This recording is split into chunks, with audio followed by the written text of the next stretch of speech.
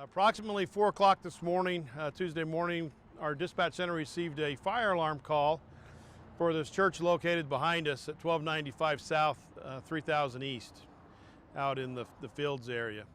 Upon our arrival of our first engine company, they did report they did have smoke and flames showing from the building. Called a working structure fire, which we dispatched the remaining of our response to this facility. We did find and locate fire inside the chapel area. We also noticed that there was forced entry to a number of windows, and then also the windows in the chapel area had been broken out from the inside where the smoke was coming from. While we were on scene at this fire, we received a report of a brush fire on South River Road and Rustic Drive. One of our off-duty battalion chiefs responded to that fire. It was also in a LDS church, but it was located on the exterior. Multiple fires have been set in landscaping, bushes and some light grasses. No damage to the building on that fire.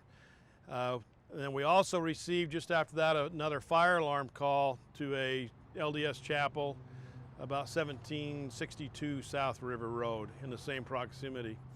At that point it was a water flow alarm, and so we dispatched additional crews there, and then we also requested mutual aid assistance from Santa Clara, Ivins, also Washington City and Hurricane Valley Fire District. Our main concern was, one, the size of the buildings, and two, with these suspicious fires, we didn't know if we had any more that were going to ignite. We didn't know if the suspect was still around or what was happening there, so we requested additional fire units. During the call of the second fire on Rustic Drive, the police department had their officers start looking at other churches in the area. In this area, we have South Mountain Community Church, which is just south of here.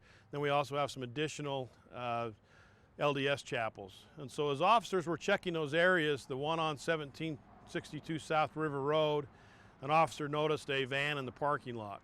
As he pulled in to check it, he also noticed a broken window in the church, into one of the classrooms, I believe. At that point, he observed a suspect exiting the building and getting into the vehicle. The officer attempted to stop that suspect, which then fled. That pursuit lasted through the Washington County over to the east side of the county and actually into Zion National Park. It's my understanding that they attempted to spike the vehicle's tires twice. They were successful on one of those and spiked one tire. Once that vehicle and suspect entered Zion National Park, they got quite a ways into the park itself, where the vehicle became disabled and I believe started on fire due to the tire missing and the rim and those things. So the suspect was taken into custody at that point. Again, we're still, law enforcement is trying to see what the connection is with the fires that we have. All of these fires are suspicious in nature. There's nothing there that would determine otherwise at this point due to their locations. At this point, we have just started our investigations. Right after we got the call here, where we found out that it was a house of worship, religious facility, we contacted the State Fire Marshal's office, who in turn also contacted the Alcohol, Tobacco, and Firearms, the ATF, to help with the investigation. Anytime that house of worship is involved, these agencies get involved due to the complexity and what might be the cause, hate crimes, anything like that. So even if it is an accidental fire, we still give them a call to make sure that they're involved from the beginning. So currently we have St. George Fire and Police Departments investigating, along with the Utah State Fire Marshal's Office, Alcohol, Tobacco, and Firearms, and the U.S. Attorney's Office, and also the Federal Bureau of Investigations involved.